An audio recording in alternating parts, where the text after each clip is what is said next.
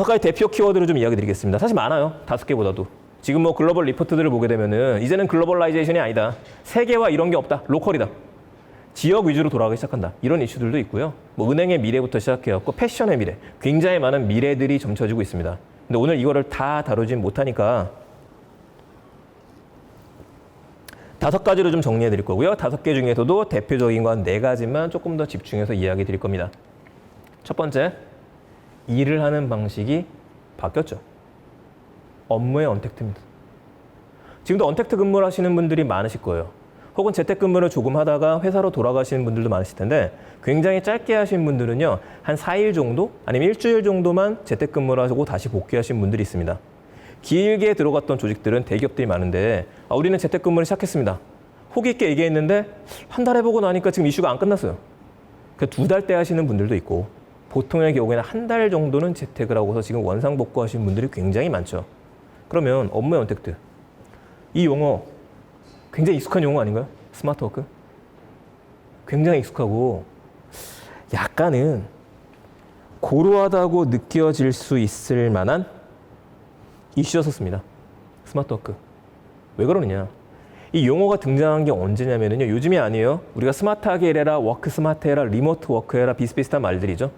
자, 바로 이 이슈는 언제 나왔느냐? 2009년입니다. 2009년 11월 달에 무슨 일이 벌어졌냐면요. 우리나라에 처음으로 아이폰 3GS가 들어왔죠. 이때부터 변화의 물결이 한번 들어왔어요. 물론 직장생활 하시는 분들 중에서 스마트하게 일하셨던 분들은 PDA라는 걸 쓰시는 분들도 계셨습니다. 그런데 아이폰이 등장하면서 언제 어디서나 전화도 되는데 인터넷이 되다 보니까 이메일도 확인할 수 있고 카톡도 보낼 수 있고 심지어는 파워포인트, 워드, 엑셀도 볼 수 있잖아요. 이렇게 새로운 디바이스가 등장하니까 많은 기업들의 관심이 워크 스마트, 어디서나 일할 수 있는 모바일 워크 이쪽으로 관심이 쏠렸었습니다. 그리고 10년이 지났어요. 어떻게 됐나요? 크게 안 바뀐 것 같아요. 왜 그러느냐? 이건 제가 굉장히 좋아하는 영상 중에 하나인데 책상의 변화라고 하는 영상 중에 하나죠. 혁명 뭐 그런 식의 영상을 보시면 됩니다. 자, 스타트점은 1980년입니다. 80년대 책상은 우리나라 책상이 아니니까 이렇게 생겼었어요. 보여드리게 되면은 바뀌는 것들이 생깁니다. 81년, 82년, 83년 넘어가기 시작하면서 우선은 노트북 사이즈가 줄어들기 시작하죠. 파워포인트 등장했네요. 아마존 등장하기 시작합니다. 위키피디아가 등장하면서 이제 두꺼운 백과사전은 필요 없게 됐어요. 더 이상 우리는 PDF를 보내다 보니까 팩스 필요 없게 됐죠. 이메일이 보편화되기 시작했습니다. 점점 사라지는 것들이 생기기 시작하네요. 자, 2007년, 2010년, 2012, 13, 14. 이론상으로 벌써 2014. 지금으로부터 6년 전입니다. 2014년에 이미 우리는 스마트폰 하나만 있으면요. 노트북만 있다면 어디서든지 일을 할 수 있는 업무 환경으로 이미 들어갔어요. 이미 여러분들은 지금도 노트북만 있으면 아무 자리나 가서 정말 리모트하게 편안하게 일할 수 있는 스테이션 만들어졌습니다. 나의 워크플레이스라는 게 정해진 책상이 필요한 게 아니라 공간만 있으면 되는 거. 내가 앉을 수 있는 공간만 있으면 된다. 그게 지하철일 수도 있고요. 커피숍일 수도 있고 벤치가 될 수도 있겠죠. 이미 이런 시스템은 구축되어져 있습니다. 무료에 가깝게. 그런데도 기업에서는 대부분 적용이 안 됐죠. 그 이유는 뭐냐? 보안이죠. 보안 문제는 큽니다. 보안 문제를 해결할 수가 없기 때문에 솔직히 이런 서비스를 썼을 때 문제점들이 있습니다. 보안 문제가 나올 수밖에 없어요. 그러니까 어떤 이슈가 벌어지기 시작했느냐. 초반에 2009년부터 한 3년 정도 많은 기업들이 재택근무 솔루션에 대한 것들, 워크스테이션에 대한 것들, 리모트 워크에 대한 것들 붐이 조금 일었습니다. 멈췄죠. 멈춘 사이에 개인들의 관심은요 계속 집중됐어요. 수많은 생산성 앱들이 많죠. 수많은 생산성 툴들이 있습니다. 에버노트라는 게 있었죠. 원노트라는 게 있었죠. 요즘엔 노션이 대세인데 그런 서비스도 있죠. 구글 캘린더만 쓰더라도 캘린더를 공유해서 무료에 가깝게 쓸 수 있죠. 개인들은요. 이런 것들이 필요한 개인들은 어떻게 해서든지 요소들을 찾아가지고 개인이 스마트해졌어요. 기업은요. 멈춰있는 상태였죠. 그래서 개인의 스마트가 지난 몇 년 동안 기업의 스마트보다 약간 더 우수한 상태가 됐습니다. 이게 계속 유지가 됐던 거예요. 그런데 지금은 어쩔 수 없어졌죠. 생존을 위해서 강제적인 워라밸. 업무 효율에 대한 것들, 재택과 유연 근무에 대한 이슈들 앞으로 더 나올 수밖에 없을 겁니다. 이건 제가 생존을 위해서라고 썼었죠. 사실상 작년, 재작년부터 많은 기업들이 살짝 바뀌었습니다. 우리나라 업무 스타일 중에 하나 큰 변화가 생겼죠. 15년 전에는 주 5일제가 적용이 됐었고 요즘의 이슈는 52시간 근무제가 적용이 됐었잖아요. 이게 있으면서 많은 기업들의 고민거리였었죠. 야, 진짜 우리가 주에 52시간만 일을 해도 업무가 유지될 수 있을까? 이런 고민이 나왔는데 정부에서 칼퇴근을 정해버렸기 때문에 맞춰야 되죠. 자, 원칙이 정해졌으면요, 제일 안 좋은 게 자꾸 흔드는 겁니다. 근데 원칙이 정해진 상태에서 흔들리지 않을 것 같아요. 그러니까 기업이 바뀌어야죠. 굉장히 많은 기업들이 스마트하게 바뀌었습니다. 우리는요, 어떤 상황에서도요, 해결책을 찾아낼 수 있잖아요. 요즘에 인기 있는 드라마들을 보게 되면은, 슬기로운 의사생활 그런 것들을 보게 되면은 일주일에 한 편 나옵니다. 왜 일주일에 한 편 만드느냐? 아예 기사가 떠 있죠. 워라벨 주 52시간 근무 때문에. 그런 방송 쪽에 계시는 분들도 52시간을 하면서 폭발적으로 인기 있는 좋은 드라마들 만들어낼 수 있더라. 점점 바뀌어져 나가고 있었어요. 그러면서 요즘 이슈 때문에 폭발적으로 바뀌게 된 거죠. 강제 재택근무가 되면서 강제 유연근무가 적용이 되기 시작하면서. 그래서 침대에서 일어나서 책상으로 출근하는 사람들이 늘어났죠. 기업 IT 담당자분들이 요즘에 급해졌습니다. 우리 뭘 도입해야 돼 도대체? 뭐가 필요하지? 다시 찾기 시작했어요. 이미 그룹웨어가 있는데요. 그룹웨어가 있지만 되는 게 있고 안 되는 것들이 있기 시작합니다. 사람들의 불만이 어디서 터져 나왔느냐? 그룹웨어 쓰는 것보다 카톡이 빠른데요. 이 한마디에 바뀌어지는 거예요. 자, 오늘 스마트워크에 대한 이야기만 하더라도 1시간 내내 해야 되다 보니까 깔끔하게 몇 가지만 정리해드리고 다음 이야기로 넘어갈 겁니다. 자, 스마트워크, 워크를 주목하셔야 되죠. 스마트하게 하는 건 누구나 합니다. 수많은 생산성 스마트 앱들이 있어요. 그걸 쓰는 게 중요한 게 아니라 뭘 써야지를 고민을 하셔야 될 때 어떤 업무가 우리가 비효율적이었었지? 이거를 봐야 됩니다. 모든 직원들이 책상이 없이 일한다면, 모든 직원들이 흩어져서 일하는 날짜가 온다라고 한다면 그때는 어떤 것들이 효율적으로 돼야 되지? 4가지 영역을 고민하시면 되죠. 커뮤니케이션, 소통에 대한 것들, 일정, 조직의 시간과 개인의 시간이 같이 흘러가야 됩니다. 자료에 대한 것들, 자료가 파일철로 되어져 있는 게 아니라 언제나 꺼낼 수 있게 클라우드 시스템이 되면 좋겠죠. 할 일에 대한 것들, 투두리스트, 개인의 투두리스트뿐만 아니라 조직의 목표, 회사의 목표, 내가 지금 하고 있는 일이 회사에 기여를 하고 있다는 걸 충분히 알려주는 믿음, 이런 것들이 다 한꺼번에 모여있는 것도 우리는 스마트 워크라고 이야기를 해요. 이걸 도와주는 툴들이 어마어마하게 많이 성장을 했죠. 슬랙이라는 서비스, 이거 몰랐던 분들 굉장히 많으셨을 겁니다. 왜냐하면 슬랙이라는 서비스는요, 사실 엄청나게 인기를 가지고 올 만한 서비스가 아니에요. 쉬운 게 좋죠. 편하게 사용할 수 있는 게 좋은데 슬랙과 같은 서비스들은 초반에 들어가면 약간의 진입장벽이 있습니다. 다 영어로 돼 있어요. 두 번째는요, IT 부서에서 굉장히 많이 써요. 이러다 보니까 IT 시스템에 익숙하신 분들은 그냥 쓰면 되는데 나머지 분들은 공부를 해야 돼요. 근데 이런 것들이 왜 나오기 시작했느냐? 기업용 메신저들이 카카오톡 이슈가 나왔죠. 카톡으로 모든 업무가 집중되다 보니까 카톡 말고 카톡은 좀 개인적으로, 회사 업무는 좀 따로 이야기합시다. 나왔던 것들이 슬랙과 같은 서비스, 국내에서는 한국판 슬랙이라고 불리는 잔디와 같은 서비스들이 등장했죠. 뭐 콜라비아 같은 것도 있습니다. 이 중에서 잔디도 요즘에 보게 되면요, 굉장히 업무 효율화 생산성 때문에 매출이 올라갔다는 얘기, 신청자가 늘어났다는 얘기도 나오죠. 둘의 차이점은 한국 회사다, 외국 회사다. 나머지 큰 서비스들도 있죠. 마이크로소프트, MS에서도 팀즈라고 하는 사내형 메신저를 갖고 있습니다. 화상회의도 가능하죠. 이것도 초반은 다 진입장벽이 낮은 이유들이 대부분의 서비스들이 다 무료 버전을 쓸 수가 있습니다. 구글 앱스가 바뀌었었던 G Suite라고 하는 것들, 그리고 라인웍스, 네이버가 무섭게 지금 추격을 하고 있죠. 마지막으로 계속 논란의 중심에 있었던 서비스 줌, 화상회의 솔루션 계속 나왔죠. 보안 문제가 있다 없다.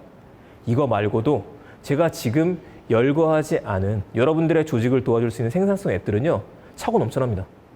거의 100개에서 200개 이상이 될 수도 있어요. 이러니까 혼란스럽게 되죠. 도대체 우리 조직은 어떤 거를 도입해야 될까라는 고민이 올 수밖에 없어요. 그래서 이야기 드린 겁니다. 이거부터 생각하셔야 된다. 우리 조직에 도입을 하기 전에 우리 조직에 뭐가 필요하지? 뭐가 있으면 효율화시킬 수 있을까? 이 고민부터 들어가야 되겠죠. 업무의 언택트 시대가 됐으니까. 가볼까요? 요즘 같은 이슈 때 누가 성장했느냐? 아마존, 마이크로소프트입니다. 1분기 주가가 상승 마감을 했어요. 상승 마감했었던 가장 큰 이유, 아까 얘기 드렸었죠. 이 영상에서 여러분들 제일 중요한 포인트는 뭐냐? 모바일입니다. 클라우드예요.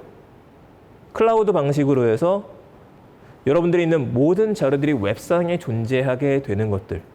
필요할 때는요, 클라우드 방식으로 뭐든지 다운받아서 볼 수 있는 것들. 내 책상이 아니어도 된다. 내 노트북이 아니어도 된다. 스마트폰만 있어도 된다. 패드류만 있어도 된다. 그런 식으로 해서 적용할 수 있는 것들이 굉장히 많아졌고 그 중심에 있는 게 아마존과 MS죠. 마이크로소프트 이제 CD 팔지 않잖아요. 오피스 365로 팔고 있죠. 클라우드 시스템 팝니다. 지금 마이크로소프트 365로 바뀌었죠. 이런 서비스를 앞으로 더 쓸 거냐? 더 쓸 겁니다. 기업들이 채택하기 시작했죠.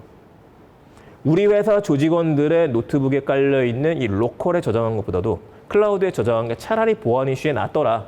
이런 이슈가 너무 선택을 할 수밖에 없겠죠. 더군다나 금액이 저렴하면요. 열려있으니까요.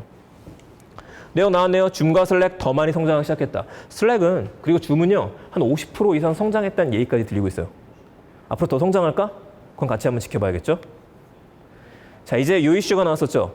한번 벌써 나왔으면 좋았을 이슈이기는 한데 카카오톡이 기업용 메신저를 지금도 계속해서 테스트를 좀 해보고 있죠. 어떻게 나올지는 모르겠지만 이게 나오면 좋은 승부수가 될 수 있을 것 같아요. 그러면 여러분들 재택근무 해보시는 분들 어떠셨나요? 해보니까 어떠세요?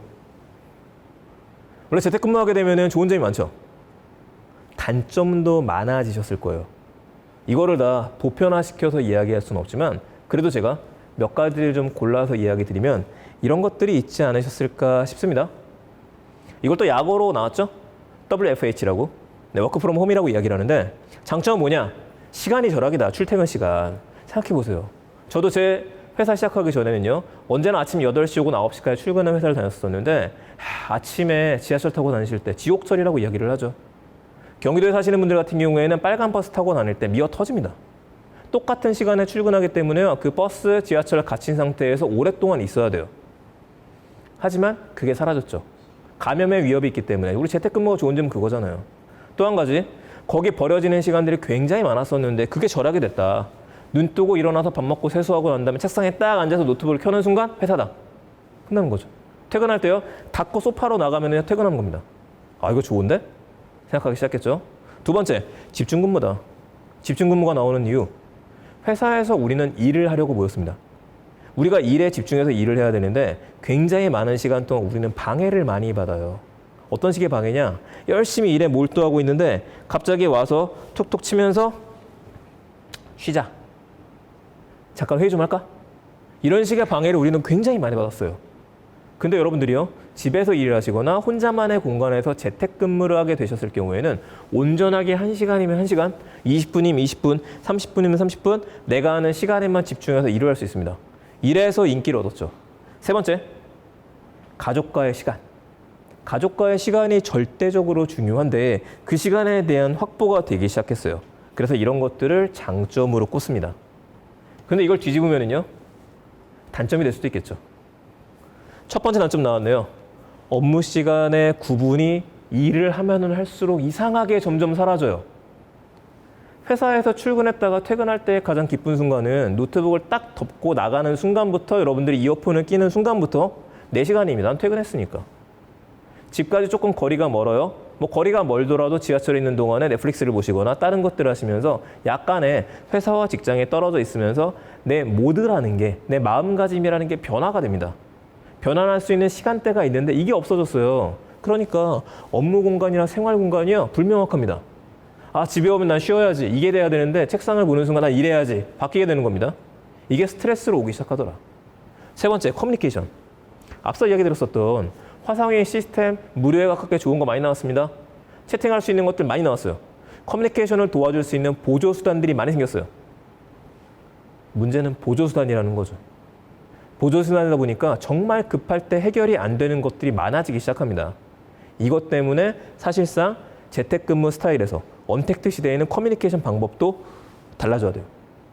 집중근무 또 나왔네요. 앞에서는 집중근무가 장점이었는데 뒤에서는 단점입니다. 왜 단점이냐? 여러분들이 재택근무를 하실 때 공감하시는 분들이 좀 있으시군요. 여러분들이 집에 있으실 때 혼자서 집에서 재택근무를 하시면요 집중이 돼요. 근데 문제가 있네요. 요즘 이슈 때는요. 혼자 안 있죠. 가족들과 함께 있어요. 가족들과 함께 있으면서 자녀가 있으신 분들이 자녀분들한테 아빠 출근해야 돼. 하고 나서 방문을 닫고 서재로 들어가도 애들한테는 안 통하는 친구들이 좀 있죠. 밖에서 노래를 부르기 시작해요. 아빠는 전화해야 되는데, 화상회의를 진행해야 되는데. 이게 문제점을 작동하기 시작해요. 뭔가 좀 분리가 좀 필요하다. 집중이 오히려 안 되더라. 마지막, 전 저게 나올 줄 몰랐네요. 좀 외롭다. 그래요. 이건 성격 차이기도 합니다. 여러 사람이 일을 하는 걸 좋아하기 때문에 우리는 또 모여서 일을 하게 되는데, 다투더라도 아무리 보기 싫었던 상사라더라도 못 보게 되는 거죠. 잠깐 못 봅니다. 그래서 여러분들께서 정말 마지막에 이거를 저한테 얘기해 주실 줄 몰랐었어요. 비품. 그렇죠. 집에 있는 동안에 회사 비품을 쓸 수가 없다. 회사에서는 포스트잇이 있는데, 볼펜이 있는데, 복사기가 있는데 의외로 이게 불편하다는 분들이 많습니다. 회사 걸 출력을 못 하다 보니까. 네, 이런 단점들 앞으로는 좀 해결이 돼야겠죠. 이런 질문도 나와서 좀 이야기 드리면요. 앞으로 공유 오피스는 성장할 수 있게 될까? 라는 부분입니다. 공유 오피스. 위워크와 같은 곳들, 드림플러스와 같은 곳들, 패스트5, 굉장히 많은 공유 오피스들이 있습니다. 그렇다면은 지금처럼 이렇게 이슈가 됐을 때 모두가 모여서 일을 할 수 없다 보니까 오픈 스페이스에서 공유 오피스에 성장하는 거 더 성장하게 되지 않을까요? 양반되는 것 같습니다. 한쪽 축에서는 코로나로 인해서 공유 오피스 시장이요 활기를 띠고 있다는 것들이 나와요. 근데 반대편에서는요 다른 사람과 나눠 쓰는 거 싫다라는 이야기가 나옵니다. 대표적으로 우버부터 시작해갖고 에어비앤비, 다른 사람이 공간에 가야 되니까 여기가 깨끗합니다. 하더라도 마음 한구석에는 꺼려지는 게 있다는 거죠. 아까 개인 얘기 드렸었잖아요. 건강에 대한 것들, 안정성에 대한 것들. 여러분 요즘에 커피 한잔 하러 가실 때 커피숍에서 한 명이 딱 나가는 순간에 일하시는 분이 와서 닦아줍니다. 그럼 약간 마음에 안심이 돼요. 이렇게 신경을 쓰는구나. 마찬가지겠죠. 성장할지 아닐지는 모르겠어요. 하지만 바뀔 겁니다. 어떻게 바뀔 거냐고 저는 생각하냐면은 이 두 가지는 먼 미래가 아니라 근미래는 이슈가 좀 될 것 같아요. 첫 번째, 큰 기업들의 백업 오피스다. 그러니까 오픈 데스크와 같은 곳들 혹은 자리 몇 개를 놓고 난 다음에 지정을 해주는 거죠.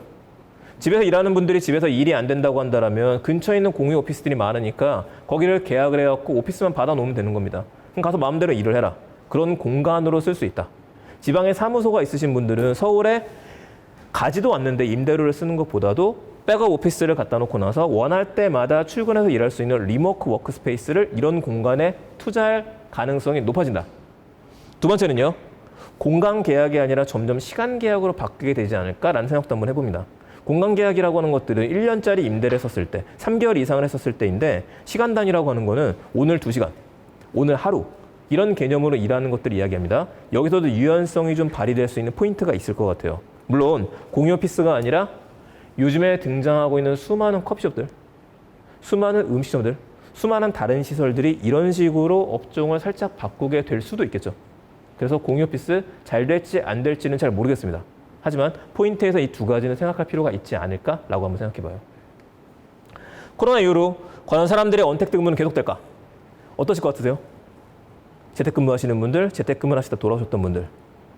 지금 굉장히 장밋빛이 많습니다. 이쪽 시장이 폭발적으로 확장될 것이다. 언택트 근무에 대한 주가들이 막 올라오고 있어요. 근데 과연 이슈가 끝났을 때 계속 될 수 있을까요? 모르죠. 그래서 저는 50% 정도라고 보고 있습니다. 왜 50% 정도냐? 자, 여러분들의 회사와 조직이 앞으로도 언택트 근무, 재택근무를 할 수 있다, 없다. 이게 강화가 될 거다, 안 될 거다는 누구한테 달려있느냐? 오너와 대표님들한테 달려있습니다. 관리자급 분들한테 달려있어요. 그분들 보시기에 재택근무 해보니까 괜찮더라. 생산성이 올라갔어요. 괜찮은데? 직원들이 더 행복한 것 같아. 이렇다라고 한다라면 더 많은 적용이 되겠죠. 하지만 장담하건대 대부분의 조직은 그렇지 않을 겁니다. 왜냐하면 우리는 얼굴을 보고 일을 해야 익숙하잖아요. 급변하진 않아요. 대신에 천천히 처음에 보여드렸었던 2014년도의 장표처럼 천천히 모두가 리모트 워크에 익숙해지고 모두가 워크 스마트에 익숙해지는 걸로 우리는 더 빠르게 갈 거는 맞습니다. 급변하진 않겠지만. 그 당장 어떤 일이 벌어질 걸로 생각이 드느냐? 시스템 도입이죠. 재택근무 솔루션과 같은 시스템들, 화상회의와 같은 솔루션들. 우리 이미 있는데요. 비싼 장비에 비해서 저렴한 툴들이 많다 보니까 이제는 모두의 눈높이가 높아졌어요. 야, 저걸 도입하면 되던데? 라는 얘기가 나왔을 때 혹은 반대로 이런 이슈가 터졌을 때 부랴부랴 회의가 소집됐던 곳들도 많을 겁니다. 야, 우리가 이렇게 안 돼 있었어? 라고 하면서 정비에 들어가는 곳들도 많아질 거예요. 자, 그렇다면 뭐냐? 업무 효율화 이슈는 지금 한 번으로 끝나지 않습니다. 다음번에 어떤 위기가 올지 모르기 때문에 적어도 여러분들이 지금 회사에 근무하시면서 우리 조직을 좀 더 스마트하게, 좀 더 효율적으로 만들고 싶었다 하셨던 분들이 계신다고 하면은요, 지금이 좋은 기회가 될 수 있겠죠. 이 이슈가 끝나고 나서 세나 달 뒤에 아무것도 안 하고 있으면 원래대로 돌아갑니다.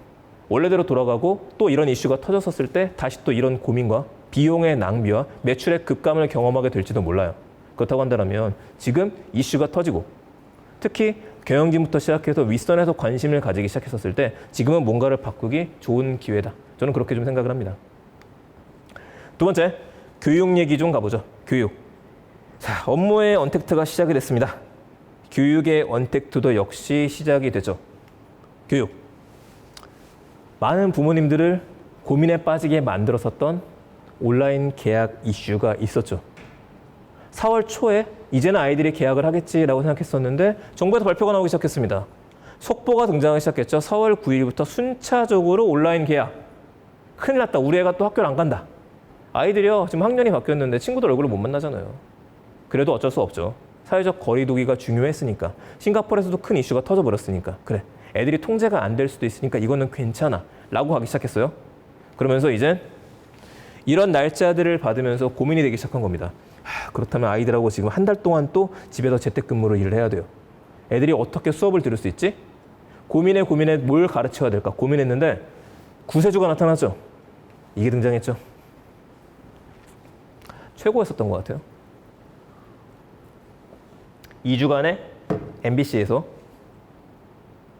라이브 특강을 만들었죠. 이 라이브 특강을 만들면서 9시부터 12시까지 하다 보니까요. 그때까지 잠을 자는 친구들은 모르겠지만은 많은 친구들이 일어나가지고요. 학교 가는 것처럼 딱 컴퓨터 켜고 노트북 킨 다음에 앞에 앉아 있는 겁니다. 앞에 앉아갖고 선생님이랑 대화를 해요. 초등학생들 1, 2학년, 3학년 애들이 대화를 해요. 채팅도 합니다. 독수리타법으로. 선생님 안녕하세요 그러고 있어요. 그러면서 애들이 벌써 뭐에 익숙해졌느냐? 애들은 익숙해요. 애들은 뭐에 익숙하죠? 유튜브에 익숙하죠. 유튜브로 도띠 잠들을 보면서 여러 가지 게임을 보면서 이미 그 친구들의 머릿속에는 유튜브와 같은 방송을 하는 것들, 앞에서 방송을 하면서 옆에 실시간 채팅을 나누는 것들, 인터랙티브하고 교감을 나누는 것들 익숙한 친구들이에요. 그런데 이제는 교육으로 들어가기 시작했죠. 그러니까 정말 잘하시더라고요. 저도 봤는데 선생님들이 정말 열심히 합니다. 정말 재밌게 하세요. 물론 여러 이슈가 있긴 했었어요. 접속이 안 된다라든지 갑자기 욕을 하는 친구가 나타나가지고 불량회원 등급제가 생긴다라고 한다라든지 나는 욕도 안 했는데 갑자기 불량회원이 됐는데 EBS에서 고객센터를 안 풀어줘가지고요. 굉장히 많은 부모님들이 대신 우리의 불량 좀 풀어주세요. 이렇게 나오는 이슈들도 있긴 했습니다. 다시 이야기하지만 안 가본 길이기 때문에 그렇잖아요. 자, 아쉽게도 2주가 되면서 이게 끝났어요. 그럼 아이들은 뭘 알게 됐죠? 아, 이렇게 수업이 되는구나. 이거 재밌는데? 저학년 같은 경우 20분 시작하고 20분 쉬고 그거에 맞춰서 12시까지 됐어요. 이게 지금 제가 많은 부모님들한테 재택근무하시는 분들한테 구세주가 됐다라고 하는 이유는 적어도 12시까지는 아이들한테 이렇게 하라고 좀 옆에 있긴 해야 돼요. 가르쳐주면서 자기도 좀 업무를 볼 수 있었다. 이것 때문에 괜찮았었죠. 그리고 이제 드디어 실시간 계약이 됐습니다. 초유의 사태였었죠. 역시 안 가본 길이에요. 온라인으로 계약을 한대요. 이게 가능할까? 부랴부랴 이슈들이 터져 나오기 시작했습니다. 선생님들이 걱정이 되기 시작했죠. 앞에서 아이들한테 이렇게 강의하는 건 가능한데 강의 자료를 만들어야 돼요. 교환을 만들어야 돼요. 어떻게 해야 되지? 나 파워포인트를 할 줄 모르는데 파워포인트로 만들어라. 어떤 분들은 유튜브로 만들면 된다. 어떤 분은 실시간 생방송을 해라. 여러 이슈가 터져 나왔죠. 이 사이트 기억해 두셨다가 방송 듣고 나신 다음에 지금 들으면서 보지 마시고요. 그 비디오 먹으라고 하는 잘 돼 있어서 제가 찾아낸 영상입니다. 온라인 계약 첫날 어땠는지 영상으로 모아보면 재밌어요. 굉장히 고생 많이 하셨던 것들이 나옵니다. 자, 앞에 있는 건 어떤 모습이냐. 이제 교장 선생님이 훈화를 하셔야 되잖아요. 학기 초가 됐으니까. 부랴부랴 영상을 만드시는 건데 다른 도구 필요 없는 겁니다. 갖고 있는 아이패드로다가 한 명이 촬영을 하고 옆에 보면 A4 용지 쫙 손에 들고 있죠. 이게 뭘까요? 예, 그거예요. 프롬프트. 프롬프트 필요 없는 거죠. 말할 거 A4 용지로 쭉 해서 한 명이 들고 있고 한 명은 영상을 촬영을 하고 굉장히 기가 막힙니다. 굉장히 저가형으로 할 수 있는 거죠. 그래요. 방법이 중요한 거잖아요. 도구가 중요한 게 아니라 뭔가 한다는 게 중요한 겁니다. 이렇게 선생님들이 굉장히 많이 애를 쓰셨는데 어떤 조직은 구글 클래스룸이라는 걸 쓰고 어떤 조직은 줌이라고 하는 서비스를 해서 하기도 합니다. 형태가 여러 가지가 등장했어요. 그리고 지금 아이들이 제일 많이 들어가는 것 중에 하나가 이 학습터라고 하는 곳에 로그인하는 친구들도 있죠. 여기 가게 되면 미리 올려져 있던 데이터들을 보게 되면서 요걸 보면서 학습을 하는 겁니다. 근데 문제가 있죠. 많은 친구들이 생각하는 것 중에 하나일 거예요. 유튜버가 더 재밌는데? 이게 문제예요. 유튜브에 영상 같은 거 보는데 익숙해진 친구들한테 눈높이가 지금 올라가 있는 상태가 됐어요. 자, 더 걱정하셔야 되는 거는 아이들은 금방 자랍니다. 지금 초등학생들이 여기 익숙해졌는데 걔네들이 중학생이 되면, 고등학생이 되면, 대학교로 가게 되면 지금과 같은 교육 시스템에 만족할 수 있을까요? 전 아니라고 봐요. 지금 변화가 시작이 됐죠. 자, 이제 나온 것들 5월 달에 아이들이 개학할 수 있지 않을까라는 이슈가 나옵니다. 개학이 될지 안 될지는 이것도 잘 모르겠지만 일단은 된다라고 봐야겠죠. 그러면 이젠 대학교 얘기가 나오네요. 대학교가 더 큰 문제가 됐죠. 아이들은 그냥 시키니까 보면 돼요. 지금은요. 저학년부터 시작해가지고는요. 근데 대학교는요? 비싸잖아요. 등록금이 비싼데 계약을 해야 되는데 온라인으로 수업을 한다라니. 아니 그럼 내가 방통대를 가지. 라는 얘기들이 나오기 시작하는 거죠. 미루는 것도 아니고 한 학기 전부를 온라인으로 학습하겠다. 라는 얘기들이 나오니까 무슨 이야기들이 나오고 있느냐. 휴학하겠다. 차라리 한 학기 휴학하겠다. 이런 얘기들이 나오기 시작하는 겁니다. 또 어떤 얘기가 나오느냐. 반환해달라 등록금을. 이 얘기가 나오는데 대학교 입장에서는 온라인으로 진행을 하지만 시설부터 시작해갖고 월급이 나가는 것도 있을 거고요. 그러다 보니까 반환은 어렵다라는 얘기가 나옵니다. 그래서 지금 이거 이슈가 돼가지고 소송까지 들어가는 일들이 벌어지죠. 더 이제 이슈가 되는 것들 교수님들이죠. 졸지에 유튜버 된 교수님들이 나오는데 모든 교수님들 이렇게 수업을 하기 시작하셔야 돼요. 난장판이 되어져 가고 있다는 얘기가 나오죠. 야구 중계 합성에 인공지능 음성 강의까지 난장판이 됐다. 집에서 맞이한 계약과 수업 16년 전에 녹화했던 강의를 사용했다. 음란물을 전송했다. 이거 뭐 실수했었죠? 이런 이슈들이 나오기도 했어요. 더 많은 연습이 필요한 순간이 됐어요. 대충 올리면 안 됩니다. 아이들이 얼마나 영리한데요. 그런 것들이 나왔었을 때 이제는 스피디하게 카톡을 타고요. 페이스북을 타고요. 인스타그램을 통해서 전파됩니다. 더 조심하셔야 될 때가 됐죠. 두 가지 포인트 얘기 드릴게요. 첫 번째, 강의 도구가 끊임없이 성장을 하고 있습니다. 두 번째는 콘텐츠가 지금부터 더 다양화되기 시작했죠. 강의 도구의 성장이라는 건 뭐냐? 몇 년 전만 해도 내가 온라인으로 실시간 라이브를 하려면 엄청 고민이 되기 시작했습니다. 저도 5년 전에 그 고민을 했었어요. 라이브로 계속해서 하면 얼마나 좋을까? 그럼 전국에 있는 분들한테 조금 더 자세한 얘기를 할 수 있을 텐데 지금은요. 쉬워졌죠. 인터넷망이 빵빵하게 잘 터지잖아요. 도구 저렴해졌죠. 그러니까 성장한 겁니다. 거의 무료에 가깝게. 유튜브 라이브, 구글 클래스룸, 줌 많이 쓰기 시작하죠. 이 세 개 다 무료로 사용할 수 있죠. 혹은 유료라고 쓰시는 분들 같은 경우에도 비용이 크게 들지가 않습니다. 도구, 스마트폰 녹화하시는 분들도 있어요. 물론 고퀄리티의 영상을 위해서는 돈을 투자하긴 해야 되죠. 그러다 보니 이런 것들 제일 많이 쓰기 시작하는데 가장 최근 IT 회사 중에서는 지식인이라고 하는 네이버의 변화가 생겼죠. 지식인의 댓글을 누가 달까요? 누가 답변해 줄까요? 잘 모르겠어요. 여러분들 진짜 고민이 돼가지고 지식인에 올렸는데 방학을 맞이한 초등학생이 답글을 달아줄지도 몰라요. 그런 불안감이 있었었는데 그래서 지식인에서 어떤 서비스를 냈냐면은 엑스퍼트 서비스를 내놓기 시작했죠. 1대1로 돈을 내고 나서 평가할 수 있는 서비스도 나오기 시작했어요. 변화가 시작이 된 거죠. 자, 그러면 또 봐보죠. 저도 얼마 전에 웨비나라고 해서 온라인 쪽에서 원격 근무 세미나를 진행을 한 적이 있었습니다. 그때는 유튜브 플랫폼을 썼어요. 플랫폼이 많거든요. 어떤 걸 써도 상관없어요. 지금처럼 이벤터스와 같은 플랫폼들도 계속 성장하는 플랫폼이죠. 강의 콘텐츠 다양화. 이제는 선생님들이 강의를 해야 되는데 본인들이 다 만들어낼 수 없습니다. 안 만들어도 되긴 합니다, 사실. 이미 나와져 있는 수많은 콘텐츠들을요, 잘 활용만 하셔도 돼요. 그러니까 현대차 그룹 같은 경우에 대학 온라인 콘텐츠 강의를 지원하겠다라는 이슈들이 나오는 거고요. 예전부터 항상 나왔던 것들 기억하실 겁니다. 온라인 대학. 어벤져스 군단이죠. 여러분들이 받고 싶은 수업이 있는데 전 세계에 있는 수많은 대학교에 있는 탑 클래스를 달리는 교수님들의 강의만 내가 짜집기 하듯이 모아서 볼 수 있다면 얼마나 좋을까? 있었죠. 무크라고 이야기했었죠. 오래된 용어입니다. 무크라고 해서 한참 성장할 거라고 예측됐던 서비스들이 있어요. 제일 유명했던 곳들이 몇 군데 있었고 한국형 무크도 있습니다. 지금도 K무기라고 있죠. 자, 그런 서비스들이 있는데 최근에 코세라에서 유명한 곳 중에 하나에서 완전 무료는 아니지만 1,400개가 넘는 무료 과정들을 제공을 합니다. 웹사이트에 수강할 수 있기 시작했어요. 자, 이게 이제 끝난 이슈인 줄 알았는데 요즘처럼 원격으로 공부를 할 수 있는 시대가 되면서 올라오기 시작한 겁니다. 이게 더 수준이 높은데? 이게 더 괜찮을 것 같아요. 완전히 다른 형태의 대학교가 나올지 모르는 거죠. 사이버 전문이 나오게 된다면요. 하지만 퀄리티가 더 높게 된다면 분명히 가능한 일이겠죠. 제가 주목하는 거 이것도 활용하시는 분들이 많죠. 기사 하나씩 봐보죠. 2017년도에 뭐가 나왔냐면 어쌔신 크리드라고 하는 게임이 있습니다. 이 게임에 역사 교육 모드를 추가를 한대요. 그냥 게임이거든요. FPS처럼 여러분들 1인칭 시점으로 볼 수 있는 게임인데 여기 뭔가가 추가가 됐어요. 그러더니만 2019년에 무슨 일이 벌어졌느냐. 노트르담 기억하시죠? 이 대성당 이걸 복원하는데 사용을 한다. 왜냐하면 게임에서 너무 정교하게 만들었기 때문에. 그러다 급기야 어떤 기사가 떴느냐. 코로나19로 취소된 수학여행 어쌔신 크리드 오디세이로 대신해서 화제다. 이걸로 공부를 한대요. 가능한 일일까? 네, 선생님이 요청을 하셨는데 이 회사에서 유비소프트에서 키를 줘서 괜찮다 해가지고 수업을 진행했다라는 거죠. 실제로 여러분들이 어쌔신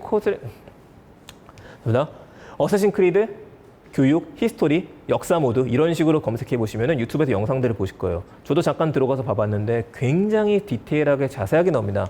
아크로폴리스의 기원, 아테나의 폴리스 신전을 비롯해서 쭉 얘기가 나오는데 한 명의 나레이터가 인물이 있어요. 그 사람이 우리를 데리고 다니면서 곳곳을 설명을 해주는데 퀄리티가 굉장히 좋습니다. 이런 것들도 충분히 교육용 소재로 쓸 수 있다는 얘기죠. 자, 그럼 어떻게 변할까? 과연 코로나 이후의 교육은 또 어떻게 변할까요? 초중고가 다르고요. 대학교가 다르고 성인 교육이 다릅니다. 이걸 다 디테일하게 하나하나 집었으면 좋겠지만 우선은 보편적인 것들만 봐보죠. 첫째, 학습자들의 눈높이는 지금보다 더 많이 상승할 겁니다. 수많은 시간 동안에 교육 자료를 쓸 수 있는 것들이 이제는 내가 궁금한 게 생길 때 과거에 여러분들 어디서 검색하셨어요? 지금 나는 궁금한 게 생겼어요. 네이버였죠. 혹은 크롬에서 검색을 합니다. 구글링을 하죠. 이제는요. 유튜브죠. 유튜브에 검색하면 다 나오잖아요. 만약에 여러분들이 뭔가 팩트에 대해 알고 싶다? 검색하면 정보 채널들이 정말 어마어마하게 많습니다. 그렇다면은 그것들을 봤던 학습자분들이기 때문에 눈높이는 올라갈 수밖에 없더라. 두 번째 필요한 게 뭐냐? 교수자분들의 디지털 역량 강화가 필수가 되기 시작합니다. 이 시대가 끝나고 나서요. 이 시기가 끝나고 나서 이제는 다시 오프라인의 활성화가 되겠죠. 당연히. 오프라인의 활성화가 되겠지만 한 가지가 더 들어갈 겁니다. 지금처럼 웨비나 방식이 같이 추가가 되겠죠. 같이요. 온오피가 정말 믹스로 가는 현상이 벌어지게 될 거예요. 혹은 지방에 있는 많은 분들을 위해서 오프라인으로 강의라는 것들, 실시간 세미나라는 것들, 실시간 앉아서 혼자 강의를 여시는 분들 더 많아지게 될 겁니다. 그럼 여기서 필요한 요소는 뭐냐? 일방적인 전달이 아니라 저도 좀 가끔 보게 되는 게 여러분들이 지금 댓글 올리시는 것들 좀 보고 있거든요. 이런 식으로 해서 보고 나서 좀 답을 할 수 있는 것들, 인터랙티브한 액션은 더 필요해져요. 중요한 거, 역량 강화라 그랬습니다. 사용할 줄 알아야 된다는 거죠. 사용할 줄 알게 되면 어떤 게 가능하냐? 앞에서 보여드렸었던 이 온라인 다양한 학습 보조라는 말처럼 수많은 게임부터 시작해가지고요. 여러분들이 학습 보고 자료들을 인터넷에 있는 걸 긁어와서 강의 테이블로 갖고 올 수 있다는 얘기가 됩니다. 그러면 나는 강의를 뭘로 합니까? 라는 분들이 계세요. 아시잖아요. 제가 하는 강의도 마찬가지고 여러분들께서 하시는 수많은 강의들이 사실상 여러분들 혼자서 독자적으로 생각하신 거 아닙니다. 이미 나와 있는 정보들을 바탕으로 해서 우리들이 갖고 있는 인사이트를 더해서 나의 생각을 더하고 근거를 찾아서 그게 논리적으로 만들어졌을 때 책이 되고 강의가 되고 사람들을 설득할 수 있는 주제가 되죠. 그렇다고 한다면 이미 널려져 있는 요소에 대해서 갖고 와서 나의 의견을 더 많이 접하면 됩니다. 두 번째는 학습자분들이 참여해서 공부할 수 있는 장을 열어준다고 한다면 교수자의 역할은 어떻게 변하느냐? 선생님들의 역할은 말 그대로 퍼실리테이터의 역할로 변할 수밖에 없겠죠. 그럼 오프라인이 죽겠네요? 안 그래요. 온라인으로 아무리 동기부여를 해주더라도 온라인으로 학습을 끝낼 수 있는 학습자는 없습니다. 이러니 정말 잘 되고 있지만은 오히려 온라인 강의가 의지가 필요한 이유가 거기에 있어요. 제대로 된 진도 체크를 할 수 있는 것들, 아이들을 한 곳에 몰아넣고 나서 진도를 뺄 수 있는 것들, 이거는 선생님들과 퍼실리테이터, 교수자의 역할이겠죠. 그렇게밖에 할 수 없을 겁니다.